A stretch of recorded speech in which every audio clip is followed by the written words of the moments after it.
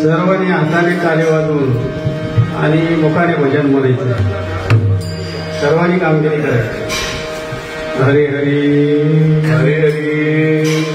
वक्रतुंड महाकाय सूर्यकोटि समप्रभा निर्विघ्नं कुरु मे देव सर्वकार्येषु सर्वदा सर्वकार्येषु सर्वदा. अलंकापुरी पुण्यभूमि पवित्र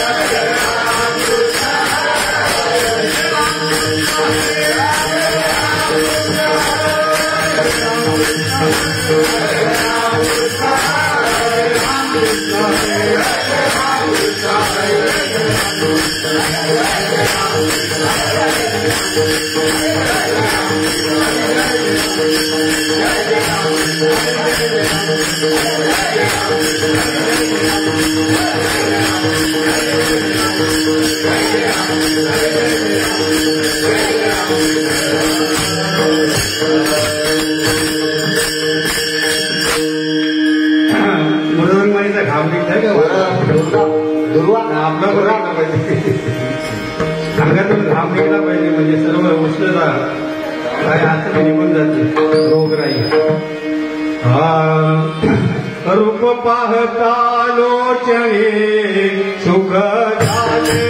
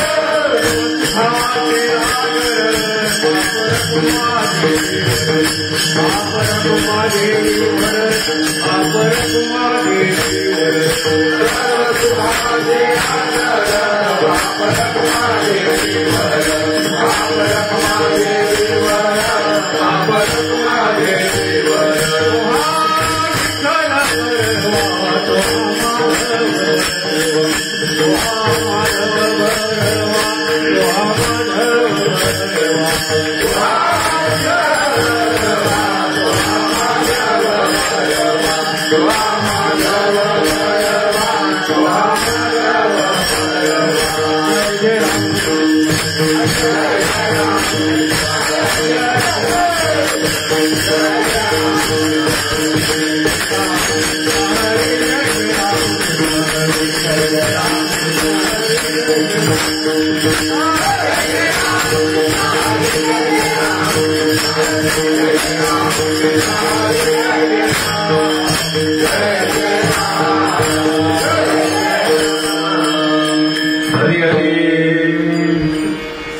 पंढरीची वारी आहे माझ्या घरी पंढरीची वारी आहे माझ्या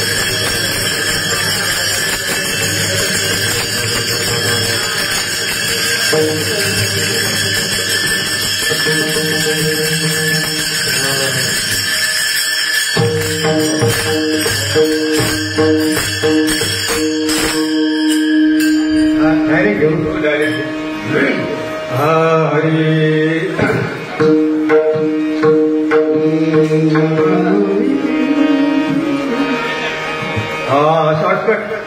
पंढरीची वारी आहे माझ्या घरी. पंढरीची वारी आहे माझ्या घरी. पंढरीची वारी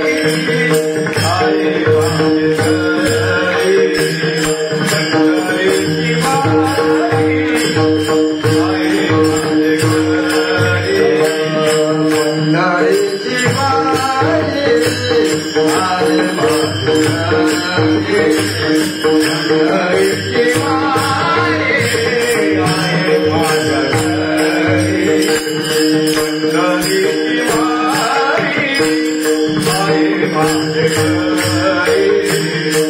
पंढरीची वारी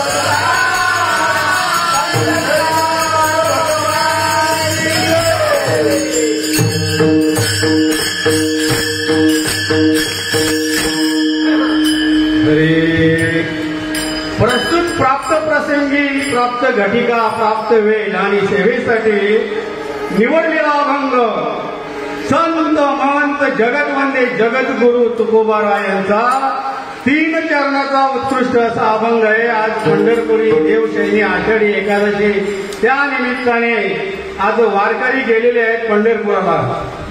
वारकरी पंढरपूरला गेलेले आहेत. मुख्य पालख्या म्हणजे 10 मानाच्या पालख्या ज्ञानोबा तुकोबा निवृत्तीनाथ महाराज सोपान काका मुक्ताबाई अशा 10 मानाच्या पालख्या आणि आपले साधक जे आहेत ते सच्चिदानंद श्रीपाद बाबा रामदास बाबांच्या मूर्ती आणि पादुका घेऊन गेलेले आहेत आणि तिथे सुद्धा त्यांनी स्नान घातलेलं महाद्वाराचं दर्शन घेतलेलं आहे. म्हणजे जरी आपले साधक गेले तरी आपण गेलो तिथे प्रत्यक्ष आणि अप्रत्यक्ष. तत्वाने माणूस हा तत्वाने सर्व हजरच असतो तिथे तिथे, पण देहाने हजर राहायचंय. आता काय लोक म्हणतात आम्ही नाही आलो तरी आहेत तिथं. देहानिशी कुठं आहे? तत्वाने आहे. तत्व सर्व ठिकाणी समान आहे, व्यापक आहे. तत्व कसं आहे? व्यापक आहे. म्हणून आज सेवेसाठी निवडलेला अभंग आपल्या हरिभक्त विनाताईंनी हाच अभंग घेतला होता प्रवचनासाठी. आणि मी याच्या निवड अगोदरच करून ठेवली. प्रवचन ऐकलं हात चालेल त्याला काय. तिने तिच्या पद्धतीने सांगितलं, आपण आपल्या पद्धतीने सांगू, नाही का? तर हा संतांचा अभंग आहे, म्हणजे कधी न भंगणारा, त्याला म्हणतात अभंग. आणि अभंगवाणी सत्य आहे. तुकाराम महाराज 5वा वेद आहे. ऋग्वेद, यजुर्वेद, अथर्ववेद, सामवेद आणि एक आयुर्वेद पण आहे त्याच्यामध्ये. पण तुकाराम महाराज 5वा वेद आहे. आणि वेदांचा अर्थ ज्यांना कळला नसेल, ज्यांना समजला नसेल, त्यांना तुकाराम महाराज म्हणतात काय? वेदांचा तो अर्थ आम्हाशीच ठावा, इतरांनी वावा भार माता. हा, आता नंतर सांगतो पुढे काय ते वेद कशाला म्हणतात आणि वेदांचा अर्थ कशाला म्हणतात, याचा लगेच सांगून जमलं नाही शेवटी. कारण प्रश्नाचं उत्तर शेवटी असं अगोदर सांगून लगेच माहीत होतं, पुढे सांगायला राहत नाही काही, नाही का? म्हणजे असं तो करा मला म्हणतात की भेद राखतात. कशासाठी? अभेदाने भेद राखीची जगी प्रेम सुख वाढावया. कारण अभेदामध्ये पोचलेला आपण, पण अभेदात जाऊन भेदात यायचं. आपल्याला जाणीव झालेली देवाची, आणि जाणीव होऊन परत आपल्याला जन चलता है वैसा भी चल, मन चलता है वैसा भी चल, लेकिन ऐसा मत चल हो जाए चल विचल.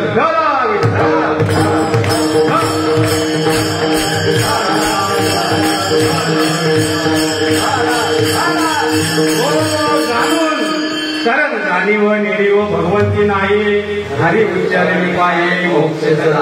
जाणीव हे जीवाच्या ठिकाणी आहे, देवाच्या ठिकाणी जाणीव पण नाही आणि नेणीव पण नाही. हे माऊलीने हरिपाठामध्ये सिद्ध केलेले आहे. म्हणून सेवेसाठी घेतलेला अभंग आहे. पंढरीची वारी आहे माझ्या घरी, अनेक न करी तीर्थव्रत, व्रत एकादशी करीन उपवासे, गायीन हरणेशी मुखी नाम, नाम विठोबाचे घेईन मी वाचे, तुका म्हणे बीज कल्पांचे. वाटतं असताना सुद्धा येत नाही. काय होतं, मध्ये विसर पडतं. असंच व्हायला पाहिजे, त्यालाच परमर्थ म्हणतात.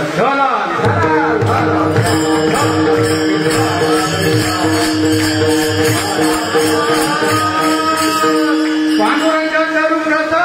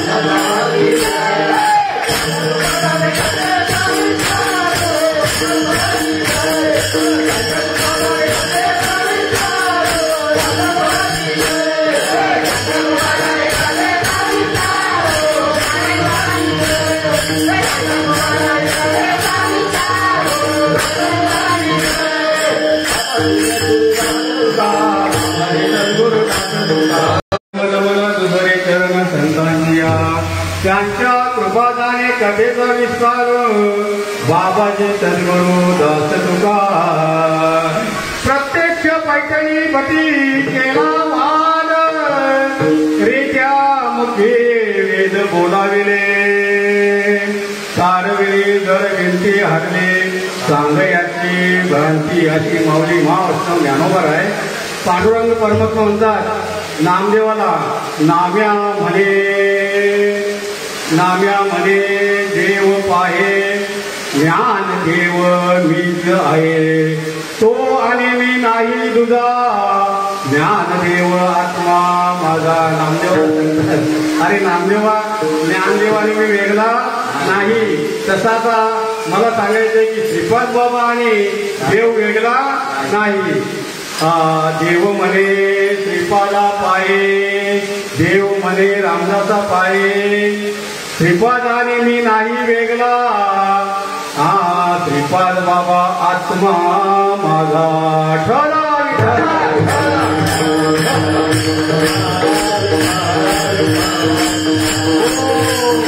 आता तुम्ही बरोबर वराची सांगितलं हे आतून तयार होतात, यालाच अभंगवाणी म्हणतात. ते कधी आपण ऐकलेले नसते. कधी आतून तयार होतं ऑटोमॅटिक. कोणाची वाणी आहे? अनिर्वाच्य वाणी. अनिर्वाच्य म्हणजे नाभीच्या खाली असणारी तिथून तयार होतं. तिला म्हणतात स्वरा, पश्चिमची, मध्यम आणि वैखरी. आपण बोलतो वरपांग, पण कार्य होतं अंतरंगातूनच. अंतरंग नसेल तर वरपांगाने काही करता येणार नाही. कारण मेलेल्या माणसाला बोलता येणार, मुर्द्याला चालता येणार, मुर्द्याला ऐकता येणार, मुर्द्याला पाहता येणार नाही. मुर्द्याची चिमटा घेतलं तर कर लागणार. हे कोणाला कळतं? जिवंत आहे त्याला. आणि ज्याला वेदना आहे त्याला जिवंत म्हणतात. ज्याला वेदनाच होत नाही त्याला मुर्दा म्हणतात.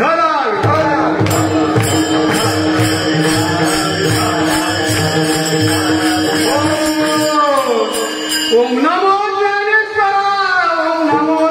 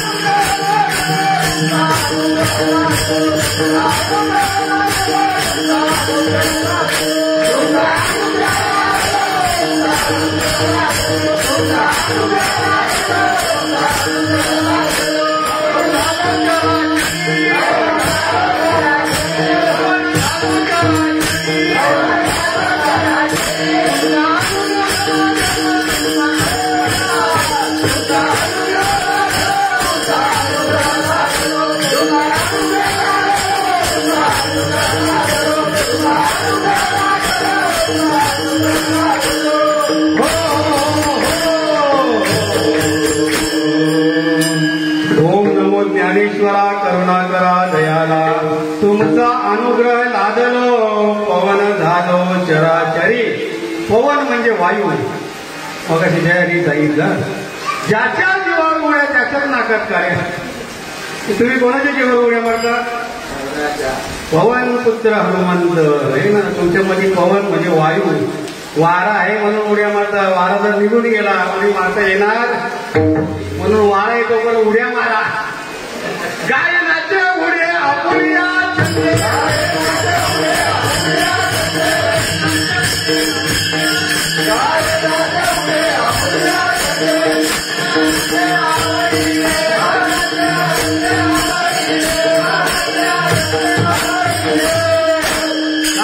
मंडळी अनुसंधानावर राहत नाही म्हणून उड्या मारता येत नाही. अनुसंधानावर राहिलं की ऑटोमॅटिक उडी मारते. तर जड होऊन जातो तो, जड होऊन जातं. तुका म्हणे ज्याची बुद्धी आहे जड आणि त्याहुनी दगड म्हणाले.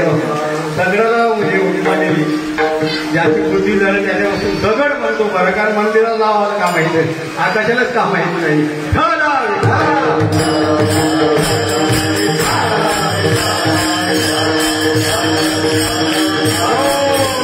माणूस म्हणजे हलका बनला पाहिजे. आता पवन झाल्यानंतर हलकाच बनला.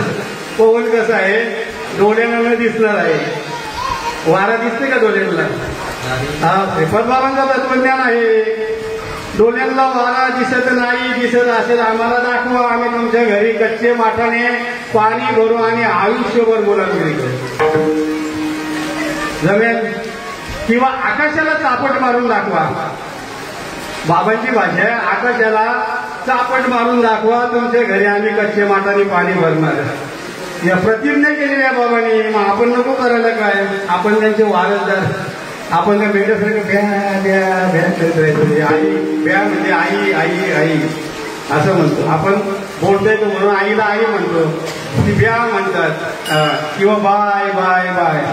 कारण त्यांना जेव्हा माणसाचं शरीर दिला होता तेव्हा त्यांनी ह्या गोष्टी केल्या नाही. आता आपण करायला घेतल्यात करतोय म्हणून त्याला पशुचा शरीर दिला आहे ना.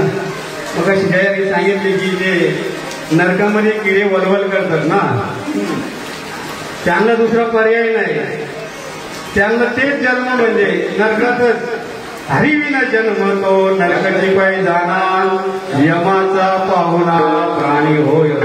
यमपुरी जर चुकवायची असेल तर श्रीपाद बाबांना, रामदास बाबांना शरण जा आणि वैकुंठाचा मार्ग गाठा. खरं आपण कोण आहोत? ज्याने हरिनाम घेतलेलं, ज्याला साधूचा बोध झालेला आहे, जो वारकरी आहे, कोण आहे? आम्ही वैकुंठ वासी,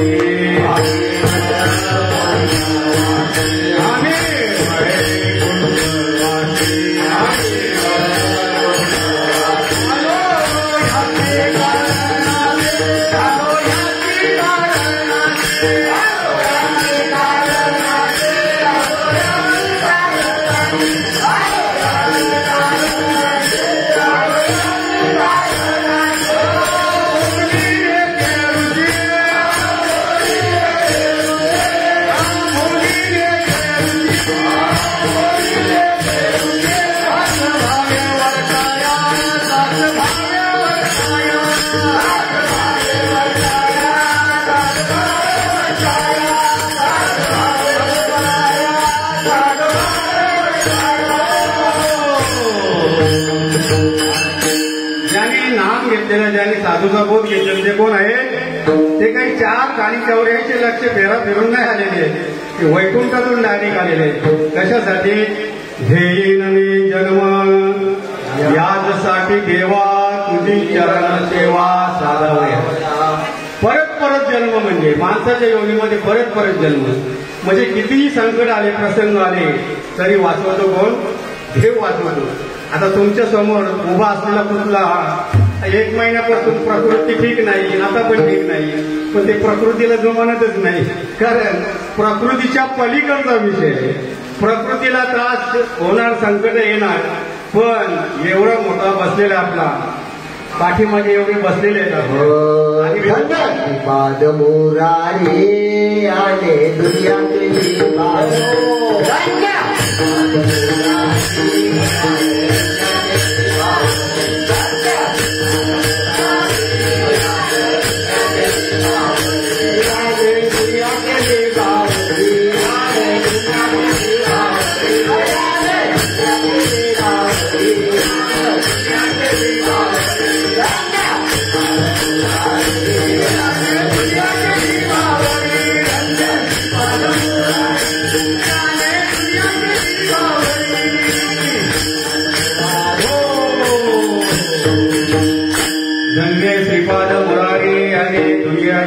बावरी. धन्य रामदास मुरारे याने दुनिया केली बावरी. म्हणजे वैष्णव ज्ञानोबा आहे ती जगाची आई झाली, तशी आपले जे श्रीपाद बाबा, रामदास बाबा, नारायण बाबा, मानेबाबा ह्या सुद्धा जगाची आया झालेले. नाही म्हणण्याची सोय. रामनामाची वाट मला दाविली, रामनामाची वाट मला दाविली.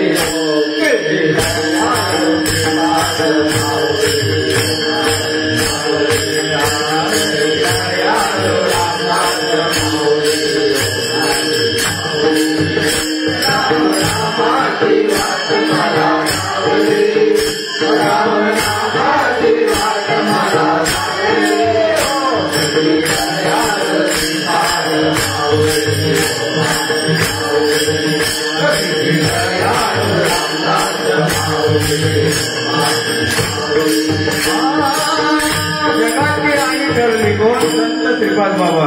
कारण ते सुद्धा महाविष्णूचा अवतार, सखा माझा श्रीपादेश्वर.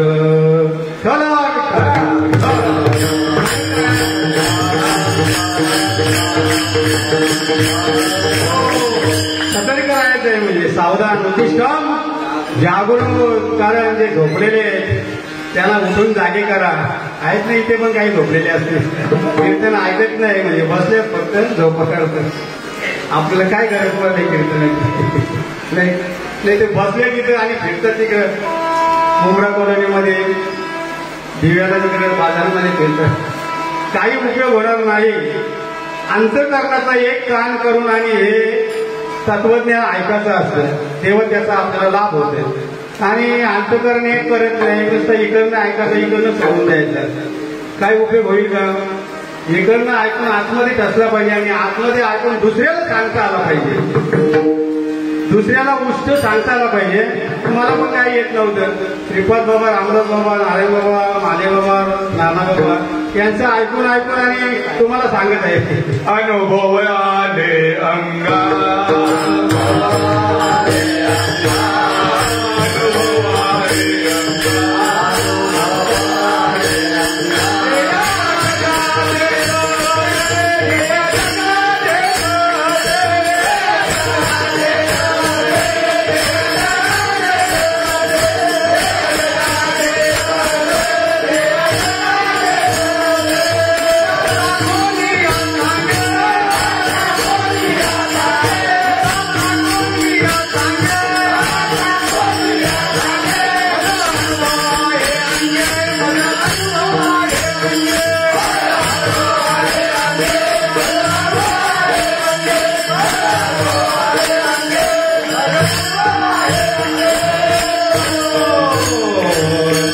अनुभव आले अंगात हे या जगात येत असे.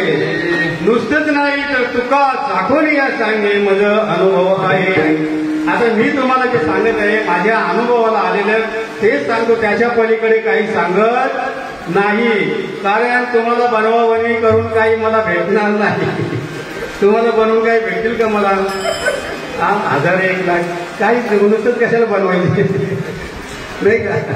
नुसतेच बनवबनी करून काय फायदा? आता सर्व बनवबनी चाललेले. हा कलियुग चालू आहे. कलियुगामध्ये जास्त खोटं बोलतात लोक. तुका म्हणे येते अनुभव प्रमाण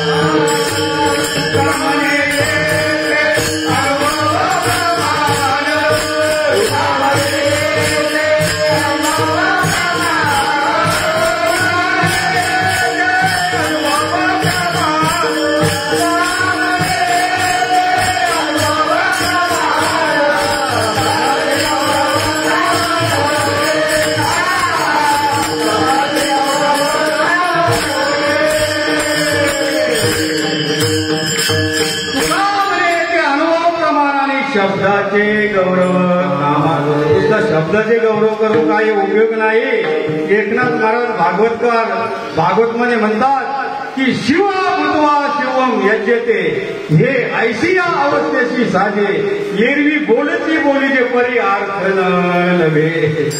शिव होऊनच शिवाची पूजा करायची, देव होऊनच देवाचं तत्वज्ञान सांगायचं. तर माणूस होऊन आणि सांगत असेल काय सांगणार? काय सांगता येईल का पत्रा? काय सांग तत्वावर राहून तत्वज्ञान सांगायचे हे ना, तेव्हा मग मेल बरोबर जमतं. कारण जीवाचा शिव बनून किंवा जीव प्रेमाचा ऐके करून आणि हा विषय सांगायचा असतं. म्हणून विषय कुठे आपला अभंगाकडे अजून आलो नाही. अभंगाकडे वळत आहे की पंढरीची वारी. आता 7 ते 9 कीर्तन हरिपाठ उशिरात चालू झाला. पाऊण तासातच आठवत होता जलद घेतला. प्रवचन उशिरात झाला. आता कीर्तन उशिरात. जयाने बोलले 9:30 वाजून बोलून नवसर बरोबर आहे. पण आता आज आषाढी एकादशी आहे. डिक्लेअर केली ना बरं आहे. पंढरपूरची आषाढी एकादशी थोडा अर्धा तास उशिरा म्हणजे नाही तर तसं काही ना तुम्ही सांगितलं आपण खूप आपल्याला काय म्हणजे वेळेला महत्व असतं. एक आषाढीची वारी आहे म्हणून आपण काय घेतलेलं आहे पंढरीची वारी आहे माझ्या घरी आणि ना करी तीर्थव्रत व्रत एकादशी करीना उपवासी गाईन हरदिशी मुखी नाम विठोबाचे घेईन मी वाचे तुका म्हणे बीज कल्पांतीचे. आता तुकाराम महाराजांनी असा अभंग का लिहिला आणि का काढला त्याला कारण काय? तुकाराम महाराज संत म्हणून जगद्गुरु होते. जगद्गुरु असताना सुद्धा हनुमंतरायाला शरण गेले. शरण शरण हनुमंता तुझा आलो रामदूता काय भक्तीच्या त्या वाटामध्ये धावाव्या सुभटा. शूर आणि धीर स्वामी काजी तू सादर तुका म्हणे रुद्रा अंजनीच्या सुकुमारा असा वर्णन केलेलं आहे. तुकोबर आहे कारण तुकाराम महाराज तेव्हा होतं आगंद होते, अंगद होते, म्हणून तुकाराम महाराजांना ती माहिती आहे हनुमंताची कहाणी. तुकाराम महाराज अंगद होते, उद्धव होते, तेव्हा आपल्या द्वापर युगामध्ये काय होता त्यांना माहीत होत होता. आणि पृथ्वीयुगामध्ये भक्त प्रल्हाद होते बघा. तेव्हापासून तुकाराम महाराज अनुभव घेत आलेले आहेत आणि तोच अनुभव जगाला सांगत राहिलेले आहे. तोच त्यांचा अनुभव अजून परत जिवंत आहे आणि तोच माझ्या मुखातून ते बोलून घेत आहे. विठ्ठला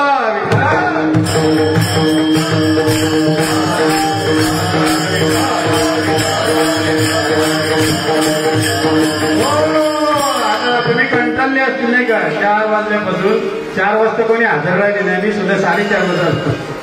3 वाजता 4 ते 3 वाजता बघा. सुद्धा मला 3 वाजता येतं का? तर सर्व विलावट लावायचे असतं, म्हणजे पुढे येऊन कार्य करायचं असतं, नुसतंच नाही. म्हणजे परिश्रम आहे. आपले भाऊजी वगैरे हे परिश्रम घेतात. ही एक आपली श्रीपाद बाबांची टीम तयार झालेली आहे. श्रीपाद बाबांनी गुप्त रूपाने टीम तयार केलेली आहे. शामराव आणि आपली ताई म्हणलेली पण म्हणजे परिश्रम घेतात. तो परिश्रम फुकट जाणार नाही, परिश्रम फुकट जाणार नाही. त्याचा तुम्हाला लाभ अलभ्य लाभ होणारच, कारण परिश्रम केलंच पाहिजे. आपल्याला म्हणजे काही गोष्टी अवगत करण्यासाठी परिश्रम केलंच पाहिजे. तसं नुसतेच अवगत होणार नाही, कारण असाध्य ते साध्य होय करिता सायस. कारण अभ्यास तुका म्हणे, अभ्यासच केला, काही दुसरं नाही करायचं. नामाचा अभ्यास करा, नामाचा अभ्यास करा, नामाचं चिंतन करा, त्याच्यातून पण अनुभव देणार.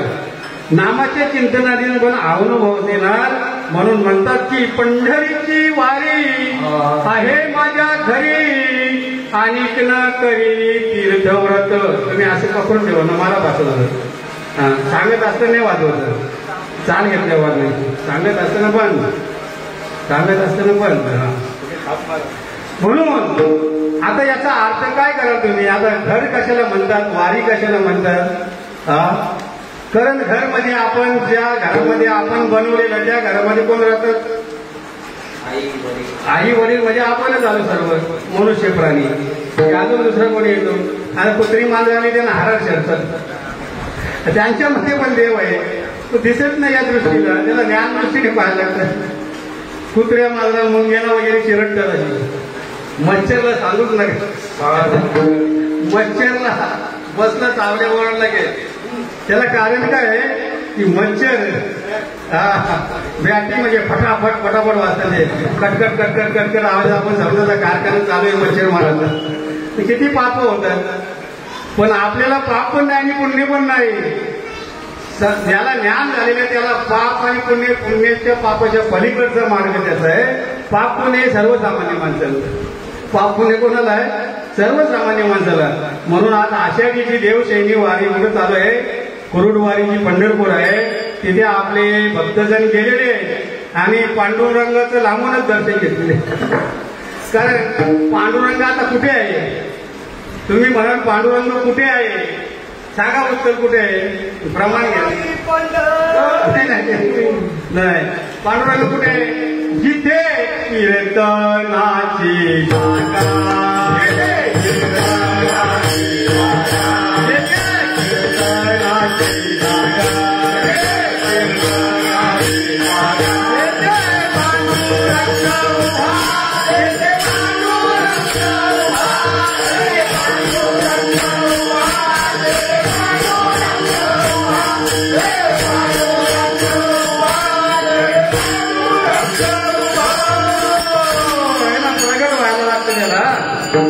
जिथे आता हरिनामाचा घोष झालेला आहे तिथे पांडुरंग आहे. पंढरपुरामध्ये पण आहे, पण आता इथं साक्षात म्हणजे प्रगट आहे ना. आपण घेतल्याबरोबर अशी अवस्था व्हायला पाहिजे. याला अवस्था म्हणतात. अवस्था झाली, अवस्था झाली की सांगायची असतं. काही आपले कीर्तनकार सांगत नाही, लक्ष घालत नाही. ही अवस्था संपूर्ण म्हणजे सुरुवातीच्या माणसापासून शेवटच्या माणसापर्यंत हा निरोप पोचला पाहिजे. ही अवस्था आहे. इथून बोलल्यानंतर तिथं फटका बसला जातोय अंतकरणामध्ये आणि ती शक्ती जागृत होते. त्या शक्तीलाच म्हणजे पांडुरंग किंवा विठ्ठल म्हणत असतात.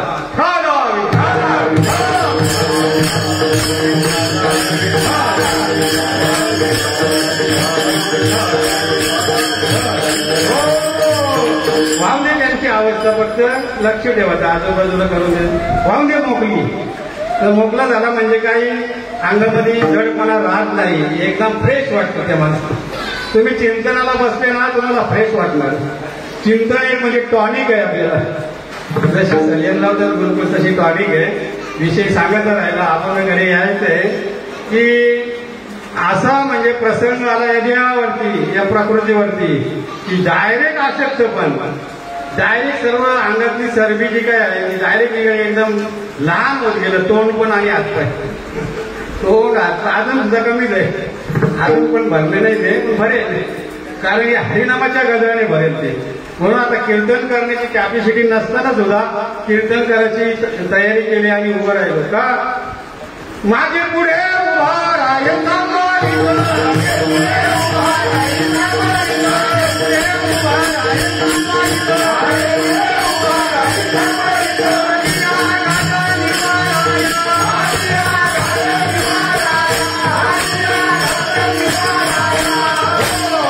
व्यवस्थित बोलता पण येत नव्हता शब्द सुद्धा कसा आस्ती कापरट. म्हणजे आली कुठून पावर आली ताकद, यालाच परमार्थ म्हणतात.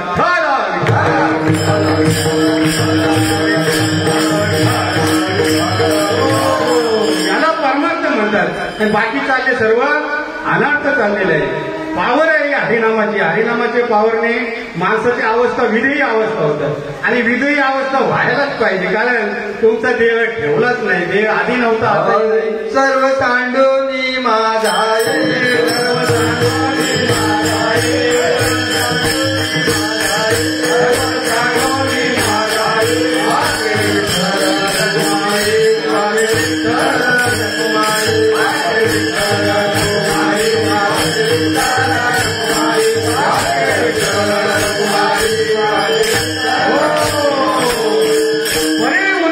घराचे ते राहू निरंतर सर्वांचे जे अधिष्ठान तेची माझे रूप पूर्ण. एकनाथ नामदेव महाराज म्हणतात. नामदेव महाराजांचा आपण हे बघा प्रत्येक संतांनी ग्वाही दिलेली आहे. अनुभव सिद्ध असा विषय मांडलेला आहे.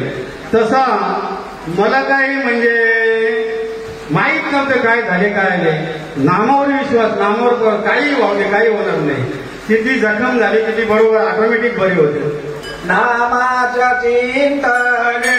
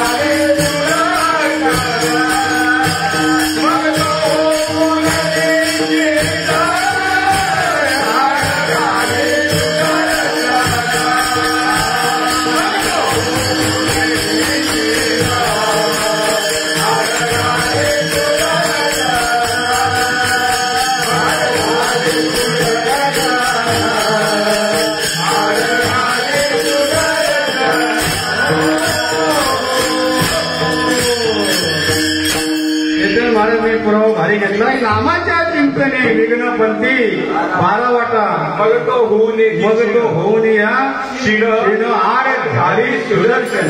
हा विषय कोणच आहे. परिस्थिती राजा जन्माला येत असताना अश्वत्थामाने ब्रह्मास्त्र सोडला होता, पण श्रीकृष्णांनी चक्र ठेवला होता तिथे. कारण ब्रह्मास्त्र सुद्धा काही करू शकत. म्हणून तुमच्या नामस्मरणावरती जारण मारण तारण उच्चाटन सर्व हे काही करू शकत नाही. पण अधिष्ठानावर राहिलं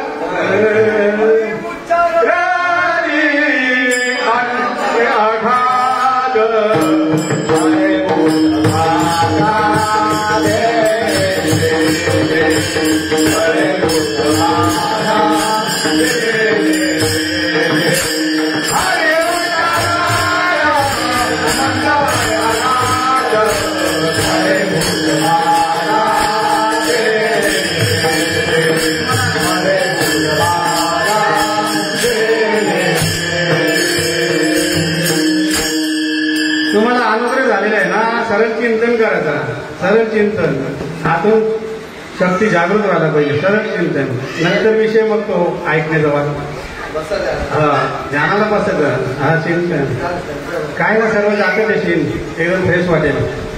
हरी उच्चारणी मंत्र पय आघात पये भूत बाधा, काही बाधा होत नाही म्हणजे नाम झालेला. शरीराला म्हणजे शरीरा रोगाचा भांडार आहे, दुःखाचा पोटार आहे, त्याला व्याधी होणारच, त्याला जखम होणारच, बरी होणारच.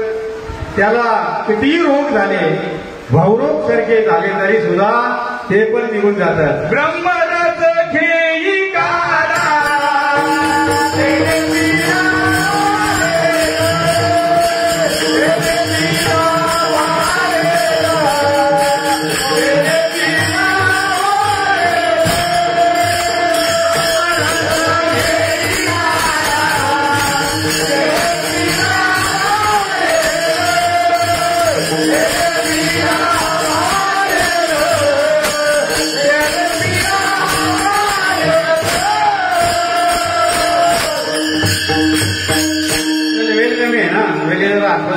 पथ्थे नाम विठोबाचे ऐकण शेळी वाचे.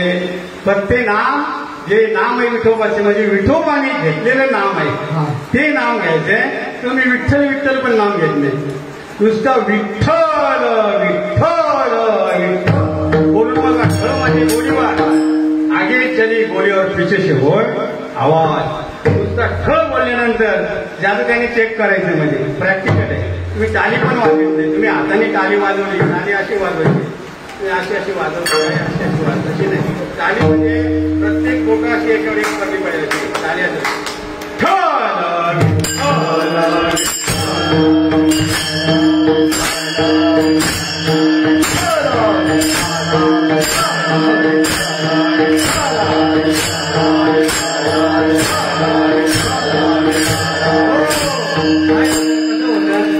एकावर एक बंद झालेलं ते शक्ती जागृत होतं. तुमच्या 72 नाड्या चालू होतात, बुद्धीमध्ये प्रकाश पडतो. हे सर्व प्रॅक्टिकल आहे.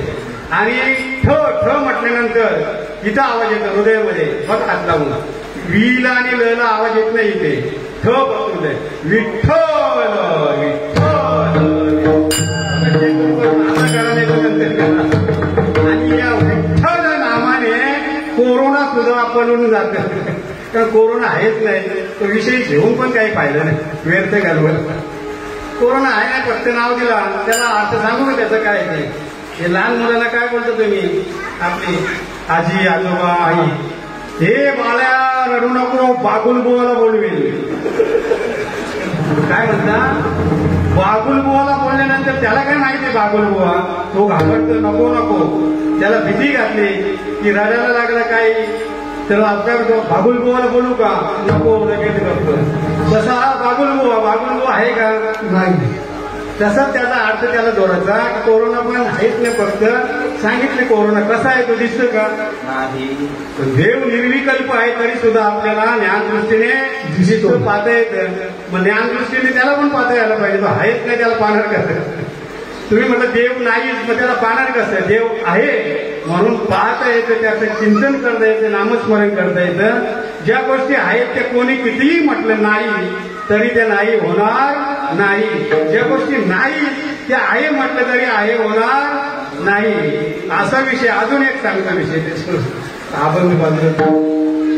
अजून एक असा टुबुक नावाचा एक विषय आहे. लहान मुलाला आई घाबरतो, टुबुक आवाज येतं आणि म्हणतं बोलू का टुबुकला. टुबुक म्हणजे काय, तू नको नको तो पकडून येईल, तुला गोठीमध्ये घालून पकडून येईल. टुबुक, आता टुबुक म्हणजे काय विषय आला म्हणून कोरोना नाही म्हणजे काही गोष्टी माहीत नसतात. आता मी बरेच वर्ष ऐकलेले आहे. तो आमचे गावात म्हणजे पांडुरंग दलवी त्यांची आत्या गंधारी दिली, तिचा मुलगा पांड्या, त्याने गोष्ट सांगितली होती. बरेच वर्षांचे आठवण आहे बघा. तो विषय आता मांडता आला. टुबुक म्हणजे आपल्या घरावरून काहीतरी असं गलत असतं पाणी, घरात कुठंतरी लिकेज झालेलं असतं नळमोल किंवा याच्यातून पत्र्यातून, तो पाणी गलत असतं. मग तिथे आपण काय करतो, टुबुक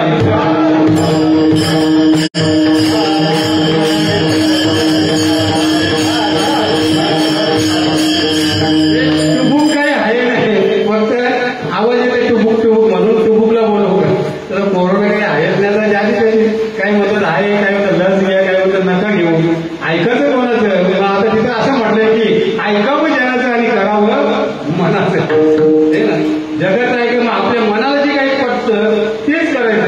मग आता हे कीर्तन प्रवचन ऐकायला बरीच लोक येतात, पण ज्यांच्या मनाला पटतं ते करतात, ज्यांच्या मनाला पटत नाही ते करत नाही. ते असं झटकतात, जाऊ दे काय झटकून टाकतात. तसं नाही, ज्याला पटतं ना तो तसाच ऐकतो आणि तसाच करतो, त्याचा फायदा होतो, त्याच्या जीवाचा उद्धार होतो. कारण परमार्थ हा म्हणजे अनंत जन्मीचे असेल पुण्य ज्याच्या पदरी त्याच्या मुखी हरी पैदा होत, किंवा बहुत जन्मी आणि बहु पुण्य दिले म्हणून विठ्ठला असा विषय. म्हणून आज विठोबारायांची पंढरपुरात थोडी म्हणून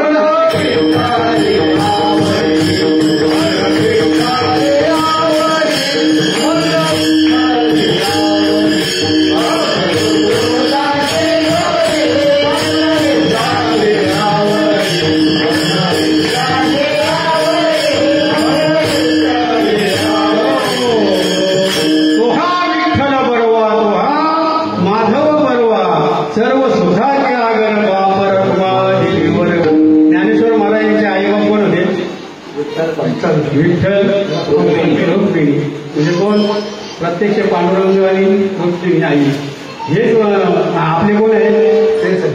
आपले कोण आहेत माहिती आहे का? आपले पण आई वडील विठ्ठल आणि रुक्मिणी हेच झालेले आहेत, माहिती नाही.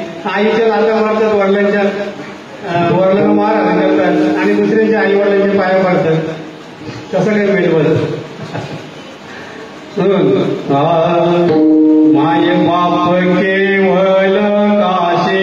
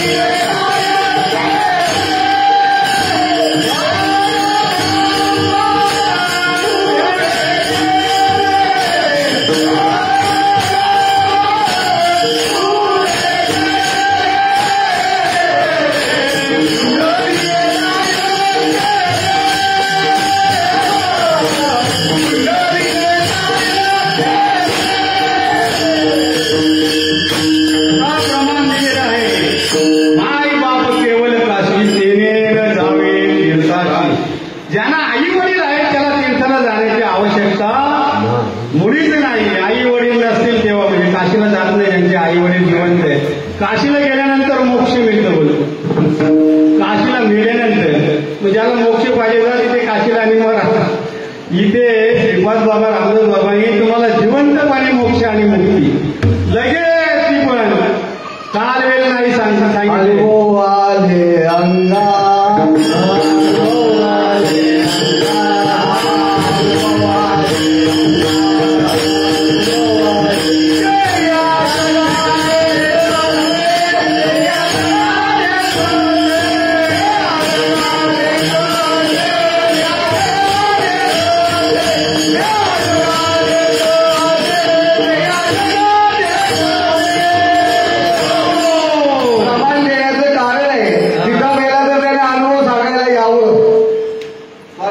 अनुभव सांगायचा विषय. आणि काही म्हणतात की अनुभव सांगायचा विषय नाही, मग इथून सांगायचं हाती मोक्ष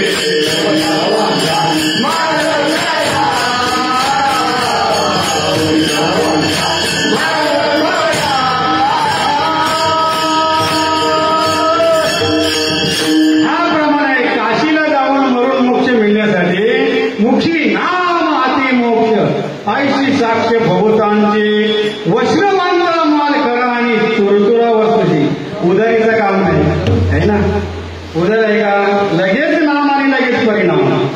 टाईम लागत नाही. हा गोल काढल्यानंतर उद्याला गोड लागेल असं सांगता येईल का? खाल्याबरोबर लगेच गोड लागतो. तसा नाम घेतल्यानंतर लगेच परिणाम होतो. अमृता होई गोड नाम तुझे देव.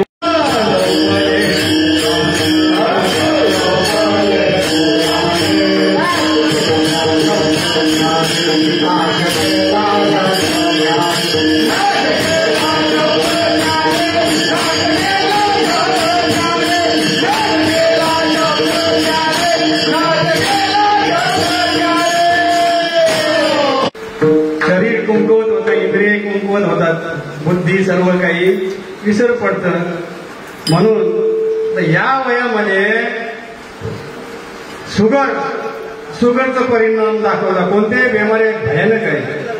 पहिलाच आहेत, आधीच रक्तामध्ये असतात, पण खाण्यापिण्यामुळे ते उद्भवतात. जे खाऊ पिऊ फराफेक बियर ब्रँडी विस्की मटण मच्छी त्याला काय टीबी आणि काही रोग होतात.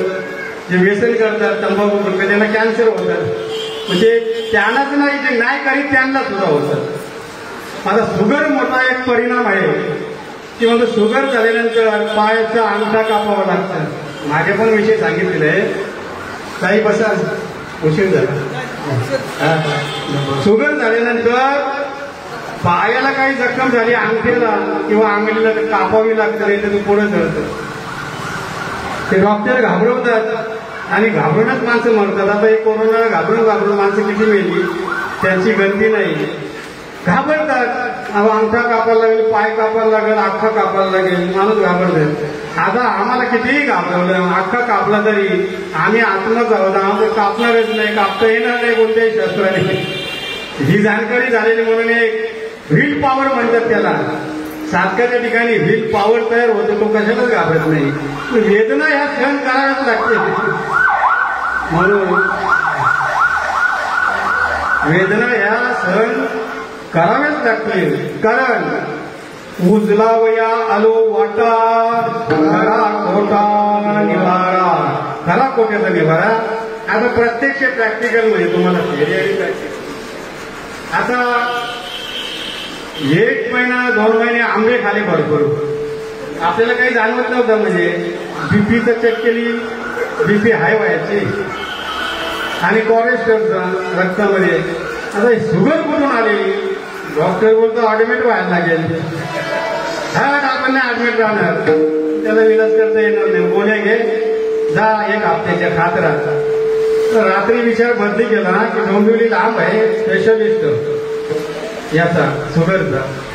तुला चपाती खायची नाही, खायची नाही, गोड खायचं तरी काय? आता माती खायची वेळ आली. त्या मातीतून अन्न आता माती खायची वेळ आली. बंधन खाण्यापिण्याचा. आणि मग आता आपले मानव कल्याण बघा, याच्यातून एक प्रचार पण होतो त्यांचा. मानव कल्याण आपला दलवीनगरला हरे रामा हरे कृष्ण जातो डॉक्टर आहे, जोशी डॉक्टर. त्यांनी नाम घेतलेलं आहे, आपला बोध घेतलेला आहे, प्रभाकर दलवीनगर. मग त्यांनी बोध घेतलेला आहे. माझ्या पायाला जखम झाली, या पायाला झाली होती, इथे झाली होती, कोर पिकली होती. कधी पिकली कधी फुटली मला माहीतच नाही. बघायला चांबडी केलेली तर सफेद पडलेली, तशी या पायाला झाली. आता ही पण होईल बरी. अरे बापरे, ही काही बरी होतच नाही. ही अशी पिकत गेली, असा घेरा घातला, असा गोल गोल गोल गोल. डॉक्टर लोकांचा अजून पावला की शुगर आणि हे भयानक आहे म्हणतो. तो डॉक्टर म्हणतो ऍडमिट राहायला लागेल. मी म्हणतो नाही ऍडमिट नाही, बोलतो 3 दिवस तरी राहायला लागेल. ठीक आहे, 2 दिवस येऊन जाऊ. तो नख काढावं लागेल. अरे बापरे, हा कुठला प्रकार आहे? तर नख उगाचीच कशाला काढायचं? त्याला काही बाधा नाही, नख चांगलं आहे. मग ती पिकलेली जी काही कोर होती, तो म्हणतो 1 दिवस आपण ती शुगर आहे ना नॉर्मल करू. किती 400 पुढे गेली होती. पहिला होती पण आपल्याला काही माहिती नाही. आपला दणका चालूच होता. 2 महिने सतत आंबे, मोठे बदाम आंबे असतात ना, कुठे मुलीकडे गेलो होतो. थोडासा विषय मांडला पाहिजे. मनीषाकडे तिने तो बदाम आंबा आणला, तिला काय नुसता साखरेपासून गोड लागतं. हा काय प्रकार आहे? मग ती चटक लागली जिभेला. सारखे 2 किलो 3 किलो आंबे मागवायचे आणि 4 कपच्या मला आणि बाकीच्याने 1 मग मस्करी करायचं. पाठा कोणाला तर हाताची टिंगल करायचं. पाठामुळे अरे असा दणका आहे ना चालू ठेवला. अरे तुला थांबी घेऊन ये. अरे बापरे, ती काही कालांतराने म्हणजे 2 महिने तब्येत माझी एकदम बारीक होत झाली. आता कुठला प्रकार. परत मी हे करायचो, काय बोलतो त्याला, डाईट करायचो. डाईट सांगू का तुम्हाला काय काय. सकाळी 1 लवंग खायची, संध्याकाळी YouTube वरती पाहून कृत्रिम, आणि त्याच्याने ताकद येतो म्हणते. ती ताकद आली होती. परत बघितलं 4 काली मिरी खायची आणि पाणी प्यायचं. पुराणा औषध जुनं आहे. आणि परत आपला मेथी पावडर, ओवा आणि काळा जिरा याची पावडर करून रात्रीचे 1 चमचा खायची. म्हणजे जसं जसं आपल्याला सांगायचं किती औषध सगळं करायचं मी. परत आपली अश्वगंधा, 2-3 पावडर आहे, त्याच्या शतावरी असे ते पण घ्यायचं. म्हणजे आपल्याला काही होतच नाही आणि होणार नाही. त्याला मला काही होत नाही. पण पाला चावून दाखवतो पण लिंबाचा पाला कचाकच चावत गेलं तर, बेलाचा पाला, तुळशीचा पाला, पेरूचा पाला चावून खायचं. म्हणजे ते कसं आयुर्वेदिक आहे. पण जेव्हा शुगर वाढली तेव्हा सगळी घमेंडीच गेली. म्हणजे चरबीच राहिली ना अंगामध्ये. डोक्यापासून चेहऱ्यापासून सगळी लघवी वाटे याच्यामध्ये चरबीच बाहेर काढली. लघवी जोरात याची पलट जायला लागायचं. त्याला प्रमाण काय होता, शुगर वाढली होती. हे आपल्याला काही माहित नाही. असं काय होतंय. डॉक्टरने ऍडमिट केला, शुगर कंट्रोलमध्ये आणली आणि म्हणतो आता हे तुझं साफ करायचं पिकलेले झोप. मी नाही झोपत, मी बसून बघतो मी बसून माझ्या समोर काय केलं, ते डोंबिवलीला म्हणतो 6,000 रुपये ते स्पेशलिस्टचं आणि 6,000 रुपये 12,000 डॉक्टरचे मिळेल. 4 तास ऍडमिट व्हायचा. मी आणि दुसऱ्या दिवशी सुई घेतली. अशी टोचल्यानंतर सर्व बाहेर निघला मटेरियल. बाहेर निघला, औषध टाकला हायड्रोजन आणि ते आयोडीन आणि लगेच दुसऱ्या दिवशी चुकला. तर माल चांगला आहे. तिसऱ्या दिवशी बँड